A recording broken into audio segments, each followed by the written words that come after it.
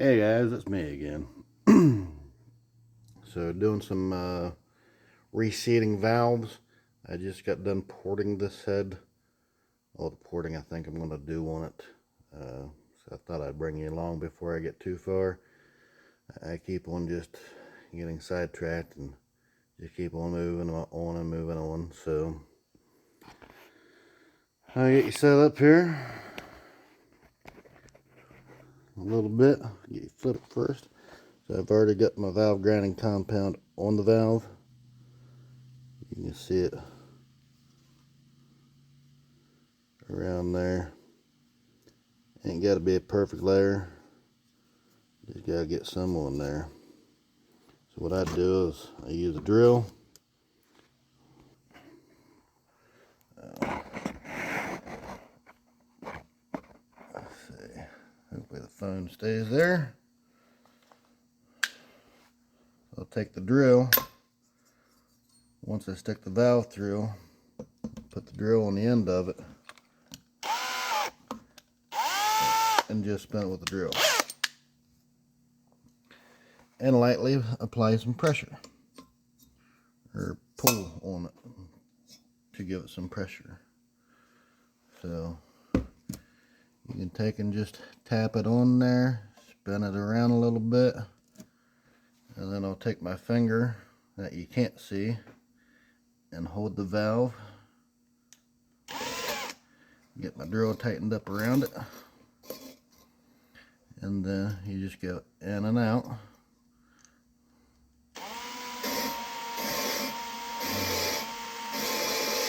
You hear it grinding.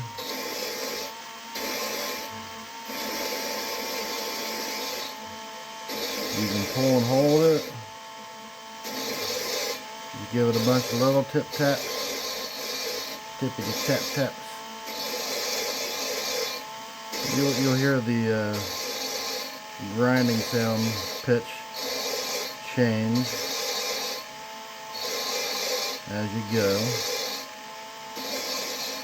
You just let that valve grinding compound do its thing.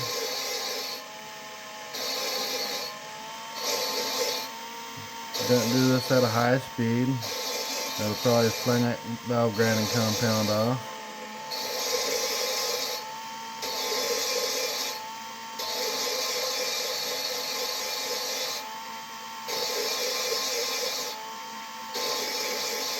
You kind of hear it less grinding on there.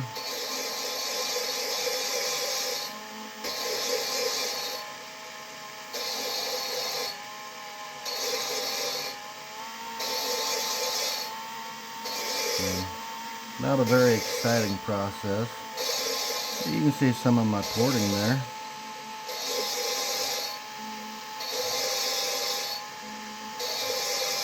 I'm just taking the edge off around the valve.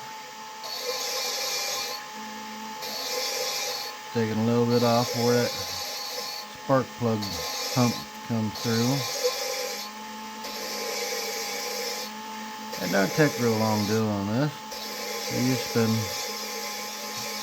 a couple minutes on each valve. You may not make them perfect, but if it ran before, it'll run again. And most likely it's going to run a little better, just by reseating your valves. The intake valves, I will say, do look better than the exhaust valves. Alright, so I'll show you what I got going on here. Around, so right there you can see I just turn the drill on. Just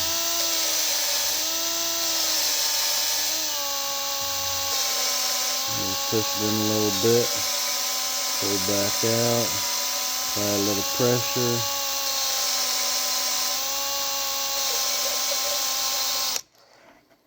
And the sound. So I'll go ahead and put the drill in reverse. Open her up.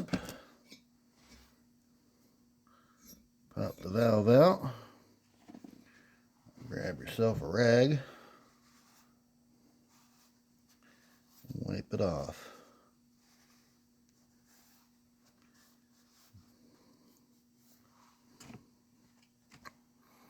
So you can see the line it left around there. Looks pretty nice.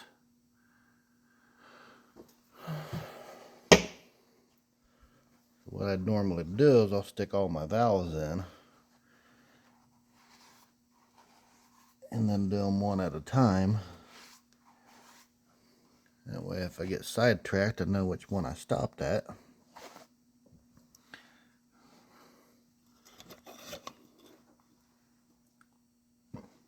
And it looks nice. So currently got the factory 3-angle valve job on there. A 5-angle valve job would be better. I don't have the stuff to do valve jobs, so that's not getting done. I don't know if you can see on this valve or not. You can see some of it maybe. A little bit of pitting on there. We'll get most of that out. Probably not all of it. You just grab, get yourself a drop of it and on your finger. Wear gloves if you want. And then you just spin your valve around. Well, getting it on there just lightly. Don't have to be real thick. Don't take much. The more you use, the faster you'll go through it. And that's all there is. Just a thin layer. Stick it back in the hole. And you do it again.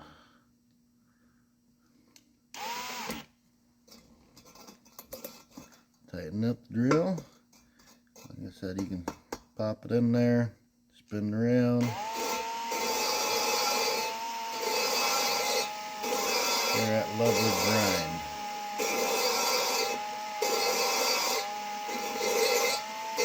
One of these days we'll make some interesting videos.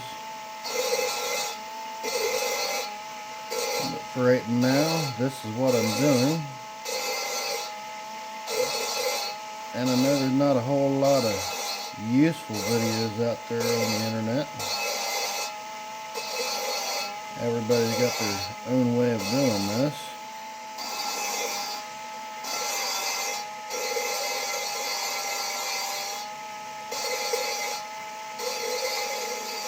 If you want to use a valve lapping tool with the suction cups on it, you can do that.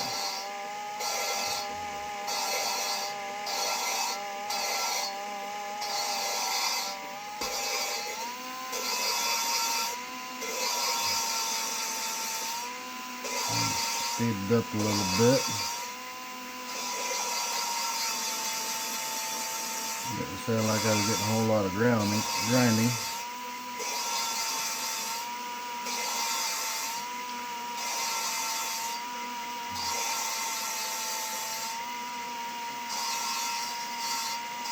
And by topping it off there a little bit, it'll help act like a suction cup in a way. Of grabbing some more of that valve grinding compound that may not be in the place doing all the grinding.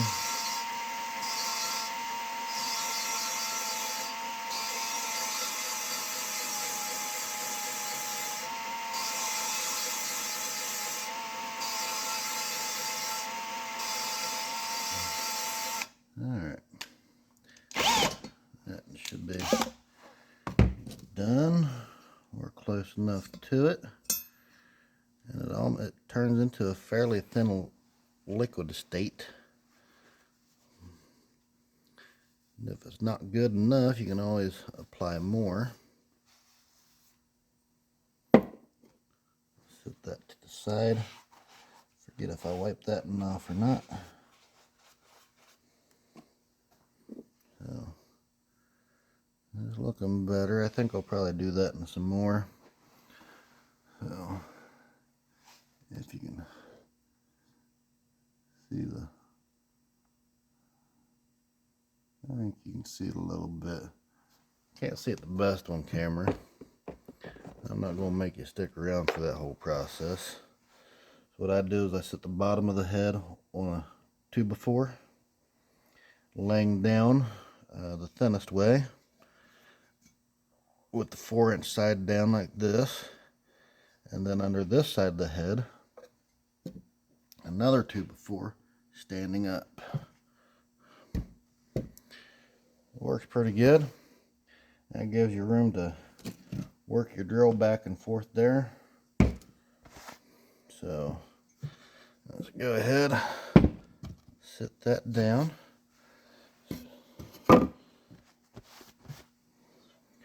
Go over the porting that I've done. If any of you are curious, make the video a little bit more interesting at least. Alright.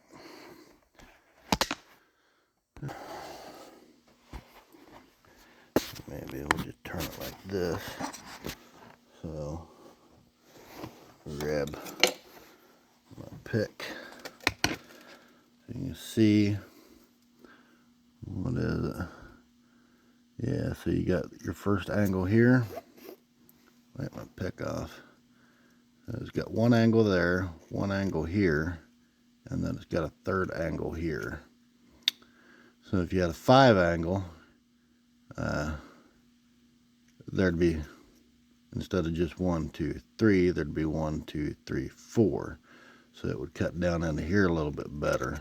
So you can see right here where my pick is. I don't know if the camera's doing it justice, but this is the exhaust seat. So you can see this is about where I stopped on porting. The valve seat's right here, so there's still this much more I could have went, but again, that's the exhaust valve, not as important. Plus, if I take it out too far, then it could affect performance, not in a good way.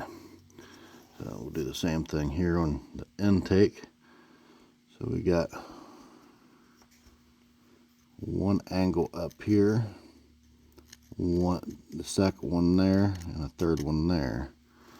So you can see on it, I came clear up to here, and I lightly touched a little bit here. So very little. You can't even feel a transition there. It feels pretty good. Not a whole lot more I could have taken out there. There's probably maybe another 10 thousandths there I could have taken out, but without bigger valves cut in. Still, if you've watched my last video going over this, your distance between here and here and here and here is still less than your distance between your intake inlet side. So even after being ported, so worry about, if you're going to do this, worry about this first before ever worrying about your inlet side, because if this isn't bigger than this, it's kind of pointless to even touch it, but you can still smooth up your edges, which is what I did. So on these here, I've got other valves I've taken and just ground down the lips, edges of them to stick in there.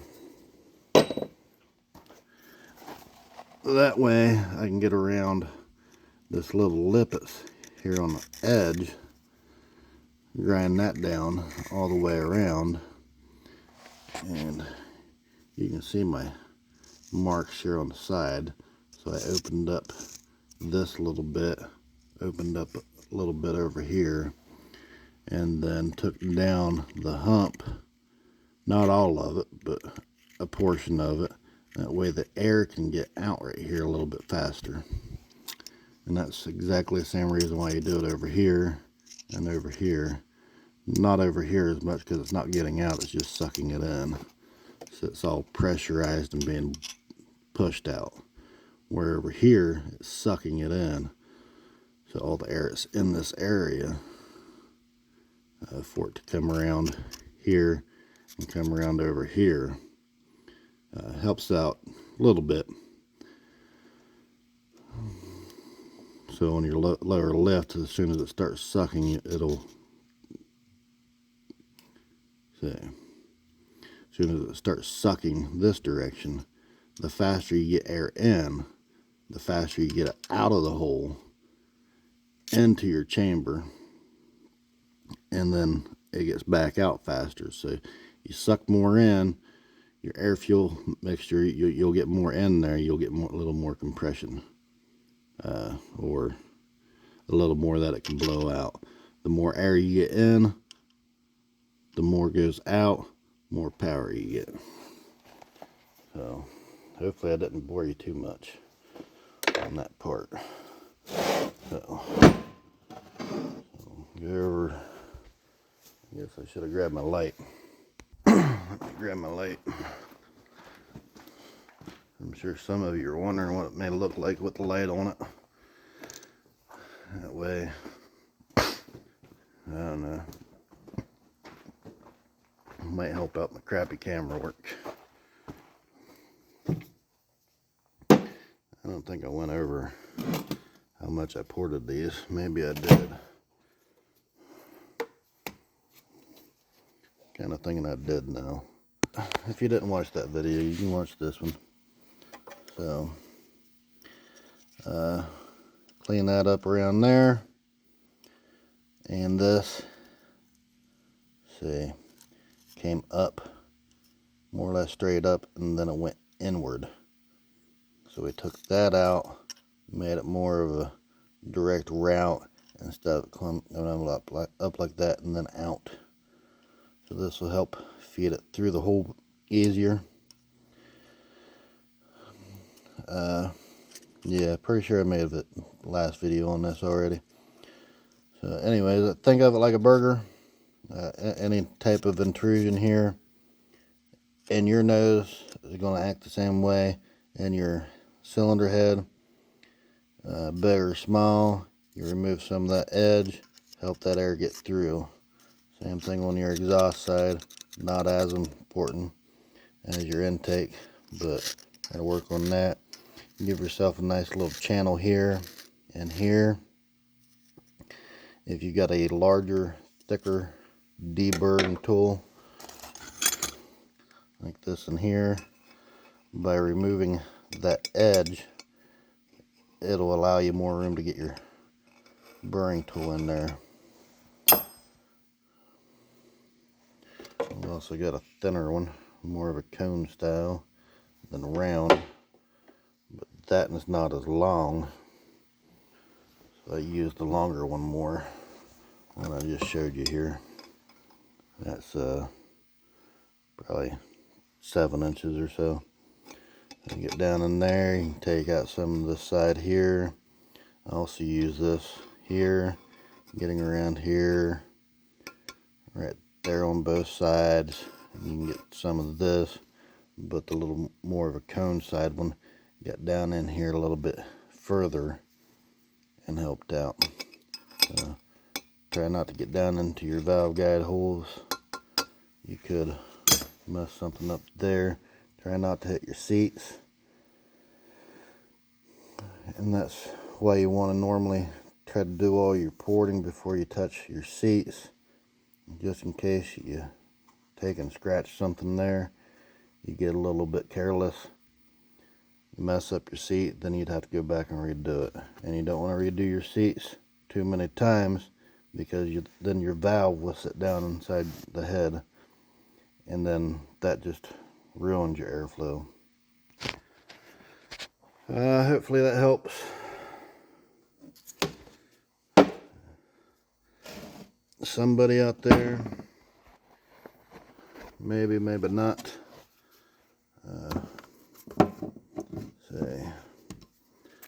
flip this back around. Show you you can see.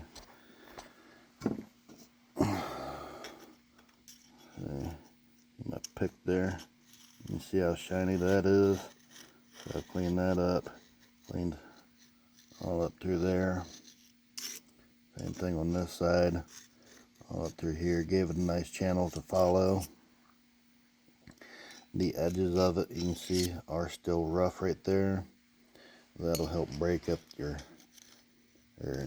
help break up the air a little bit to mix your fuel in with it.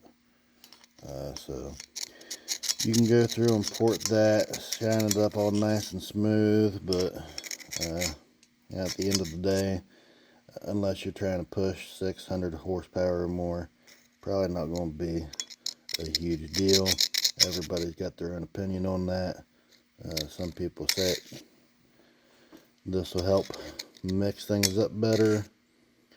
Some people just don't care. So you can keep your own opinion on that. Tell me down in the comments if you want. So as you can see, flash rusting still on there. I haven't fixed that yet. I gotta go through and re-sandblast them. But I figured if I'm gonna go through and re-sandblast them with glass beads, I'm gonna go ahead and get the valves done. That way when they're done, I can go ahead and get some fresh primer on here, get the valves put in it, and go ahead and get this put on the engine. But I want to go ahead and get the primer put on it first, as soon as I'm done sandblasting. That way it won't rust anymore. I got some black crap on my chin. It'll make you look pretty, won't it? I think I got most of it. Anyways, so yeah, get a coat of paint on these, get them on the engine, that way they don't rust, and then I can paint them the color that I'm going to color it, or paint it. So, till next time, thank you guys for watching. We'll see you later.